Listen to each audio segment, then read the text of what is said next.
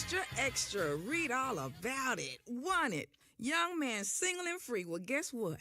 I got the woman who put them words out in the world, in the air, in the atmosphere, right here today on Memphis Matters. How you doing today, Miss Edna Wright? I I am so good. I just thank God for everything, and everything that God does is good. Hallelujah. Hallelujah and amen. Yeah. So I'm just grateful for that, and it's good talking to you. How are you doing? I'm doing good. Can I share something with you? Absolutely. When I was a young girl, I didn't know nothing about no one ass, and I sure didn't know nothing about no man. I But know that's right. that record, what is it?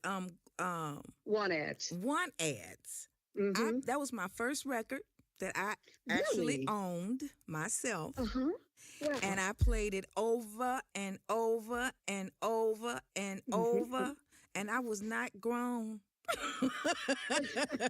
You know, we have a thing that we say all the time in church because I'm a pastor's daughter. I'm a PK. So it's something that we say. If you repeat something enough, because life and death is in the power of the tongue. If you say it enough, you'll get it inside of you. And so what you probably have inside of you is all those things ticking away at one as, including the verses, especially if you took it at a young age and learned it. Because it was very positive, because it was a girl that was just really tired of stupid, and she was the kind of girl that didn't, knew how to say no and knew how to reach for what she wanted. So what she wanted was a young man that was single and free. Come on And now. he was experienced, and love preferred, but but I would accept a trainee if the trainee was as good, and then I tell the story of, how I was at home at night waiting for somebody that wasn't coming or said he was coming and didn't come. And you just get tired of that. So you ate that up, and that makes your life even better. And it makes you know where we were because, we were just young girls ourselves, tromping through life, going through, but you are what you say you are. And I'm glad for that. And I always try to put out positive songs that reflect that I can march through this life and say, yeah, that was me. I'm proud of that. So there it is. Thank you so much for adding that value to my life. That Oh, was goodness. yes, ma'am. Yes, that was awesome because Thank you. I didn't look at it like that. But you're right. Huh. Life and It's death true. is in the power of the tongue. And Yes, ma'am. as a young girl, I was an only child, and that's all I did was play records. And my mother Wow. Wow. supported me in the music all my life. She always Wow. she made sure that I always had a record player, and I had this See? little bitty record player with this one record that I played over and over. And then at 15, I managed some kind of way to get to Chicago, and a man told me the same thing you just said. Play that record Really? over and over. His name was Sonny Sanders with Shot Sound Records, Yeah, I and remember him. yeah, that was the first Yeah. producer I met. And Wow. he told me to go back and learn that song over and over and over until I got it. And that is the way. That's the way I learned how to sing. You really do learn. You learn from, my mother taught us from books, and she would get me books from when she first I was 5 years old when we went to Texas, San Antonio, for my daddy to pastor a new church. And the one thing that she knew I loved was reading. So she brought me books and would pick me up books. And I learned to dream where I wanted to go. I learned to fly where I wanted to fly. Every book was another challenge. Every road was, I was a builder. So it didn't feel strange to me when I didn't just fall into the honeycombs. I dreamed of that. I watched, Diana Ross. I watched Martha Reeves, and I said, "Oh, that's phenomenal." I didn't really find enough girls that I wanted to be with a group. That is something I fell into because I had been on the road by myself and alone singing with Bill Medley, and so I said, I really would like two other girls because it would make life better. You have somebody to talk to. So I asked my best girlfriend, which was Carolyn Willis, and we had to do a TV show for Dionne Warwick's with Andy Williams. And I called her and I said, we got to do this TV show for Dionne because Darlene can't do it, who is my sister. And Darlene was in Vegas. And so I went to the studio. She said, I got a girl because we couldn't get one of the water singers. So not Maxine, but Maxine's sister. and we went to the TV studio, and she brought this girl Shelly, and I thought Shelly was such a cute addition. She was this cute little short girl with a big butt, and she was mixed. She was a half Jewish and half black, and she was just perfect for the group, I thought. And then that's how we jumped into it. I called Eddie Holland on the phone, and I said, "Hey, take a look at this," because he had already signed me as a single act. And I said, "Take a look at these other two girls and tell me what you think." And he looked at it and he says, "Wow, I cannot believe you found two girls that look," and he wanted to meet them. And so he flew into LA to meet them. And then they signed a contract, and we were rolling on our way. And it's kind of a story that I'm tying up together. You're getting the real grit of me today because I got a lot of things on my heart. And last week I was very sick, and I was in the hospital with pneumonia. And I've been up on the upbring ever since the last 2 or 3 days when I got out of the hospital. So I'm on the upswing. So I'm so grateful to be alive and 100% doing what I do. I just have to pace myself so I don't get overloaded. As my youngest brother today told me, "Edna, exercise your lungs, go through the house breathing, So, we have something that everybody should know. We have one mouth and we have two ears. And we should learn to hear and listen better and speak less. And then we'll win what we're going after. Just be positive about what it is. But I'm taking up all your time. You got some questions, girl? I want you to take up all my time. Continue to talk. That's what it's all about. Matters. What matters to you? Memphis matters. You matter. I think of all the things that are happening to the men. And it's just a shame because they didn't get bad raps on their own. They have been allowed and excused to do a lot of the things they have done. And even by women. And don't think that those women that are talking were so dadgum innocent. And don't think that I'm being rude or crude because I'm not standing up for women, because I stand up for women. I have a daughter. I have a sister. I have nieces. So yes, but I protect them with words. I protect them with information. So when somebody gets raped in a room that you weren't supposed to be in the first place, come on now. You should have turned around and went out. And then you don't have to turn around and say, he did that. No, I told my daughter, I said, "You'll never embarrass me." I said, "If somebody do rape you," I said, "we're going to go to him privately and we're going to get funded." And I said, "But ain't dragging us through no pay for what he did and what you did or what you didn't do or where was your mama? Where was your mama when you went up to that room?" Every time my daughter stepped her foot on the stage, she was in Aida, she was in The Lion King. When she stepped her foot on that stage, the day when she went there, I took a plane and got money, borrowed whatever I had to do to be there with her, for her, to be her eyes and her ears. I protect that. And that's where we fall short, not protecting our ladies, our women, our girls, our boys. And don't try to kick every man out of business because he was fresh to a girl or he was doing a comedian stint. And I'm saying that to you, and I really hope nobody takes it in the wrong spirit. But I hope that they will listen because it's information. We just can't throw everybody under the bus. They're gum. I'm sure I was fresh and stupid and fragrant at one time, but I've moved on. I've grown up, but it's like a witch hunt. Yes. Everybody's getting thrown out. And I'm looking at the world and I'm going, "Lord, what is your point? What are you trying to say?"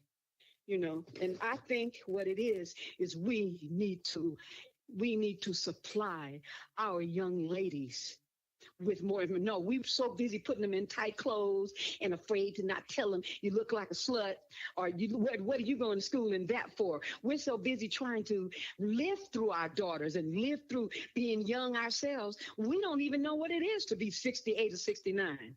It's older. It's wisdom, but we just go through this life and we just feel like, they're this, and we get right into the thing of the world and we think we're not going to be paid off for it, but we're paying now. Because it's right. None of it is an excuse. We can say all we want. Well, I didn't do that. He put something in my drink. You shouldn't have been there. Amen. Just like the Lord speaks to me and a little voice in my head says, "Don't go there, Edna." It spoke to you too. You just didn't listen. That's right. That's the difference between you and me and the other person. We listened. And my daddy used to tell me the word of God says, "Flee the devil. Flee." You know what flee means? To run like hell. You know, so Resist. He also I says, mean, the word also says resist and he shall flee. hello. Come on That's now. what it says. That's what it says. You know, so we have to learn how to talk. I want to have a symposium on how you get to the next point without pointing fingers. He did that. She did that. Stop it. Do something else. Do something better. I mean, you know, these people, all of these people, I'm sure it was other things and insinuated, you know, what they say, insinuating circumstances, you know, they're not even giving them a chance. And I feel bad. I feel bad for it because I'm looking at the world as a whole, not just at the men or the women, you know, because at first they were just saying, I'm so glad that women are able to come out. And I kind of went like, okay, okay. And I just kept listening and it got worse. And then another one guy fired and then another one and then another.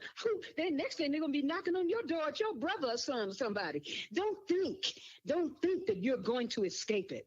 Do not think it. It's the same way if you don't have a guard or a boundary in your community. Everybody has to look out for everybody. We all have to watch for each other That's right. because as soon as that burglar hits that house down there, if you don't stop him and tell somebody, pretty soon he's gonna be up in your house. True that. It never fails me to go that way. And I'm sorry, I didn't mean to be the choir, preaching to the choir today. Girl, you sharing information. That's what Memphis Matters is all about. Sharing It and is. sharing information and empowering Sharon, people. and you know, and going to the next level of living right. Examine yourself. You know, everybody wanted to kill the poor woman that was found in adultery. Jesus got down on the ground and wrote a note, and he said, "He that is without sin, cast the first stone." Hello, And how many was left? Nobody. the none. And then he looked up at her and he said, "Woman, where are thou accusers?"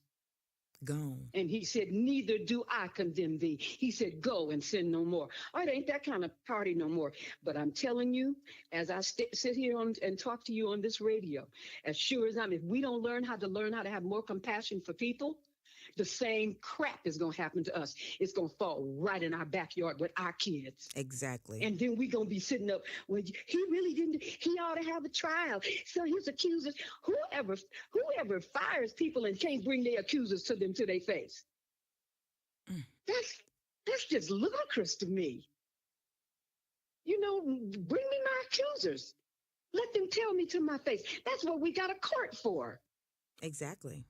So, John, girl, I'm scared of these people. I'm like, sure glad I kept my wrapped up tight. Something.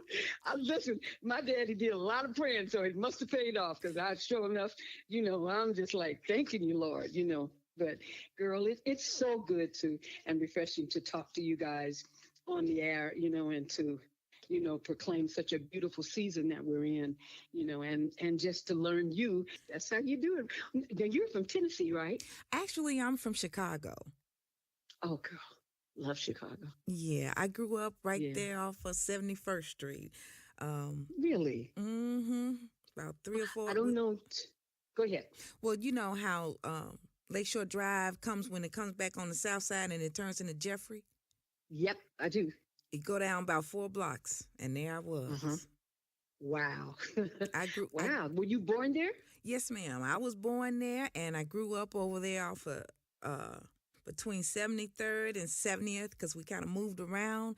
But it was in that area in which Michelle Obama grew up also, and we both Wow. went to Bryn Mawr School. Really? Uh-huh. Did you know her? I Did didn't you know her, but one of my friend's brother was in the class with her. Okay. They were in the class. Brilliant woman. Oh, she's a brilliant woman. So my girlfriend goes on Facebook, right? And she says, I'm coming to Memphis because you seem to meet everybody. Well, and I had to remind her.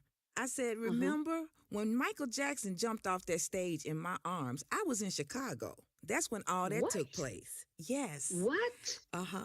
It was in didn't know Chicago. that. We were at the Millionaires Club, and her mother was we were 15 years old. We didn't know anything, and I just it came up. I went, and he was exiting. It wasn't the Jackson Five. It was the family, It was him. Yeah. and it was the when they was traveling as the Jackson family. So it was not only Okay. did I meet Michael, I met the whole entire family, and they all How were awesome. performing. So at the end, they Yeah. did this. They was on a round stage, and at the end, they Uh-huh. exited, and he was known for jumping off in people's arms.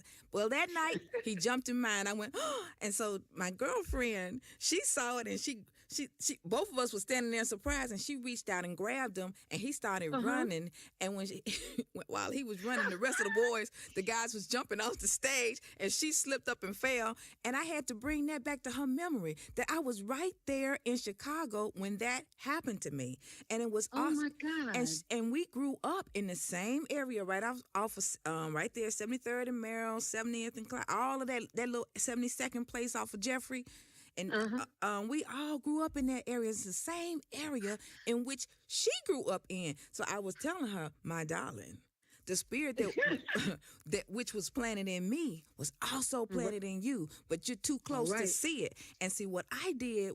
We lived in an environment which Uh-huh. which instilled certain things in us. Look at Michelle Obama.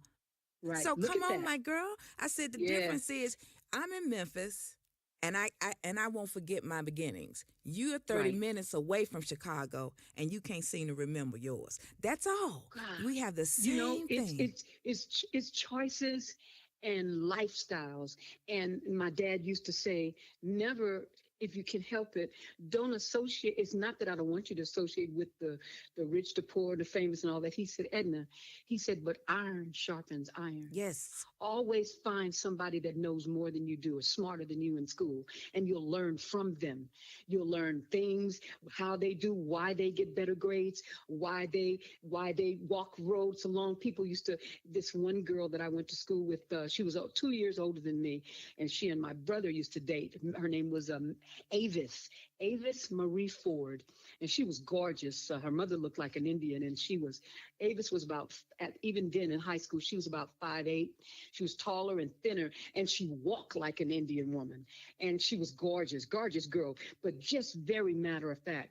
But Avis had something in her that pulled me with her wisdom. She was an only child, and how she was able to drive her mother's car. And she said, my mom trusts me with her car, so I can't let nobody, I can't drive no guys in it, and da da da da da.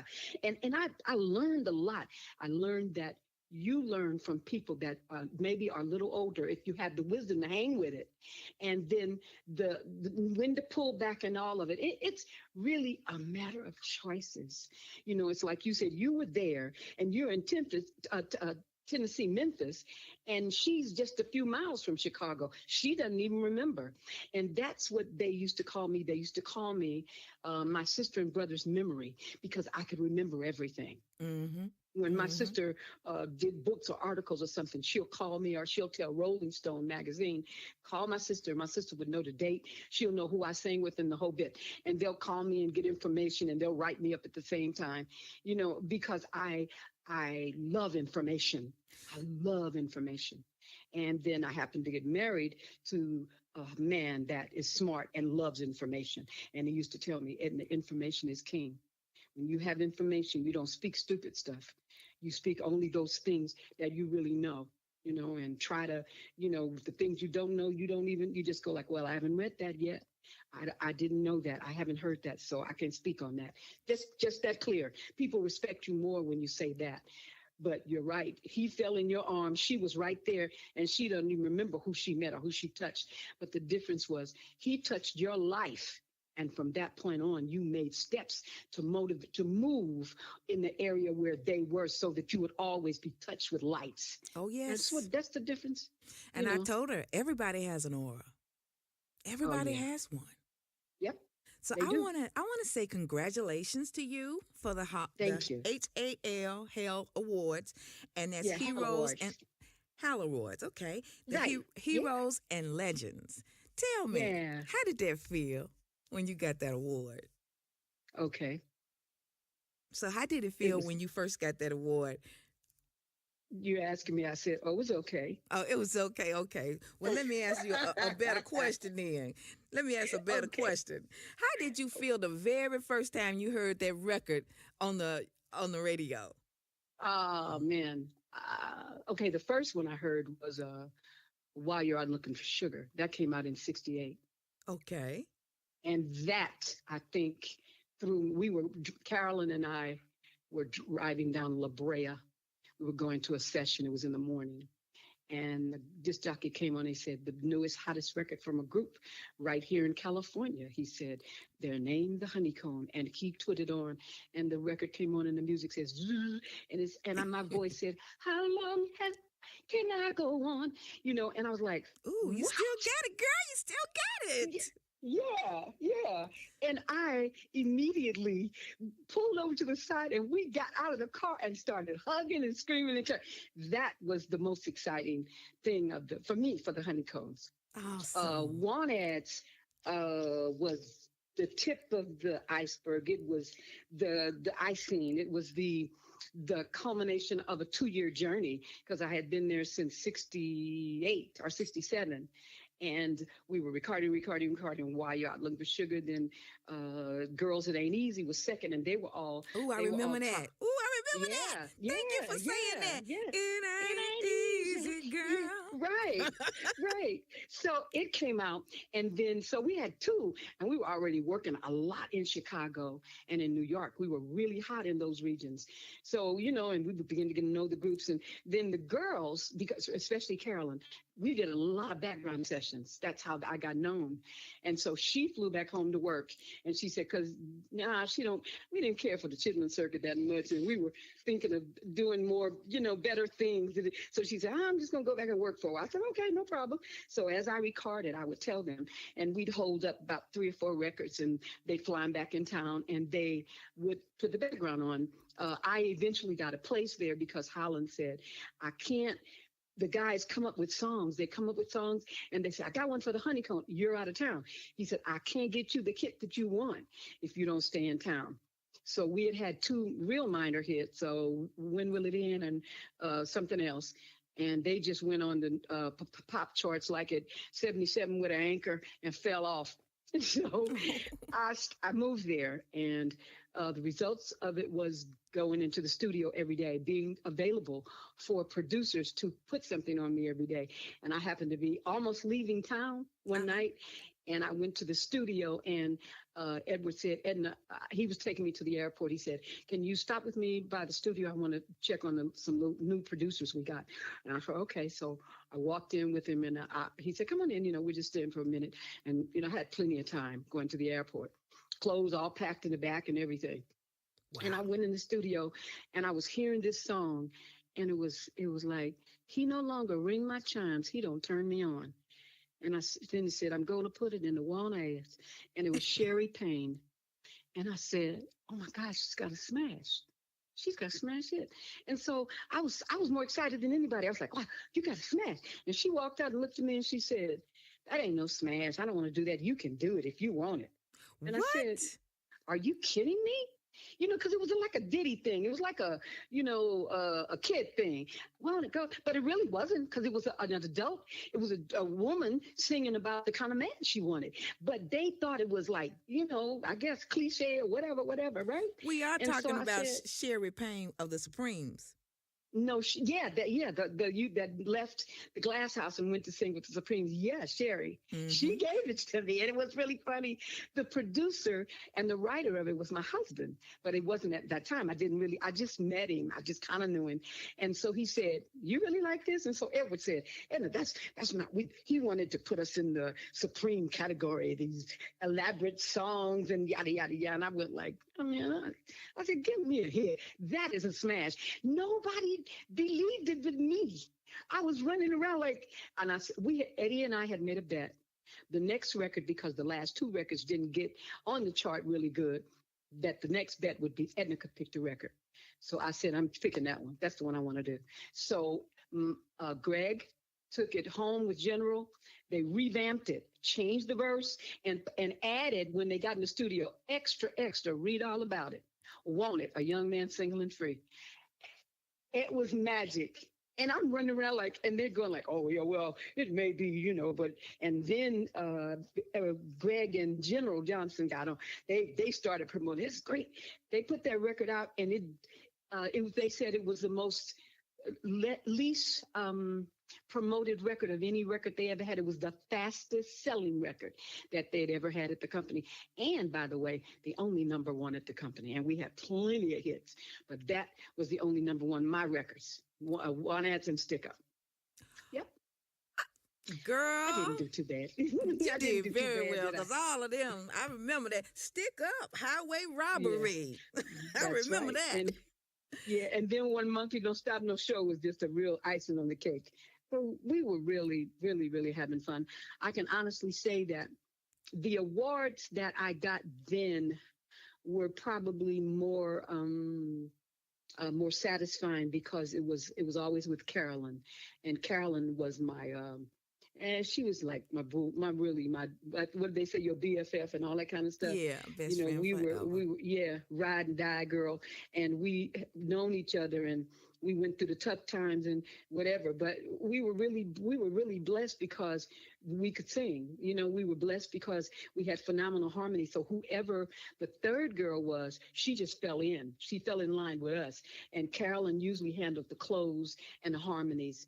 And then we'd sit in a bedroom or sit in hotel rooms and work out arrangements the way we wanted songs to go. Then we'd call a piano player, and the guys would go like, "You guys arrange stuff yourself?" I said, "That's all we've ever done, and doing background in LA. I sang for everybody." And you had to come up right on the spot sometime on TV shows if they didn't write a chart out. You just have to come up with the music. Wow. So we were used to doing that. We were not novice in that music. We weren't just people that gave us a song and said, "Here's how, here's how." No, we had to come up with clever stuff and things that would really work with them, with the white acts. You remember? Mm-hmm. So we had a lot of experience in that. So when we went to do our shows, we did James Taylor songs. We did Backstabbers. We incorporated a lot of things, and we had a show. We put a show together before they put a show together for us. Awesome. We weren't, Yeah, so it was a really, so I can honestly say One Ads wasn't the one I jumped out the car. I knew that One Ads was my moneymaker. I knew One Ads would take me to the top. And it was on the number one pop charts for 4 weeks. And it did. 4 straight weeks. Take you to the top. It did. Yeah, so it was a real powerhouse. And then Stick Up was so fast, it wasn't. I mean, it was like, huh, what? And we put it out, and it was top 5. What about It Ain't Easy, Girl? It Ain't Easy. I like that one too. It Ain't Easy was a top 40 pop. But it was big. It made a lot of noise in areas where different records made. They catapulted us into like a white area, or they catapult us into another area, and we gained a lot of fans and a lot of buyers from both of those records. Why You Out Look for Sugar and It Ain't Easy. And then when One Ads came out, it was like, okay, now you heard them, now see them. And that's the way it kind of went like that. It was really an assembly line procession, and you just had to catch it as it went. But I remember seeing you on Soul Train. Oh my God, we were probably on Soul Train more than he loved us. We did his first show, in Chicago. Oh, okay. Yeah, and he remembered. He called and asked, "Can I get the honeycombs you think?" And I said, "Yeah, heck yeah." I was always that one to be like, "Hey, yeah, let's be the pioneers," And we got on his show, and every time we would get on, he would always talk to us. Let me go talk to my girls. And he would interview us right there. So Don was a really good friend, and he helped to really, our record was what he appreciated us from the time we always went there. Every time we'd go to Chicago, we said, "We're in town," so. Hi, this is Edna Wright of the Honeycomb, and you're listening to Memphis Matters with Dee Dee Koen.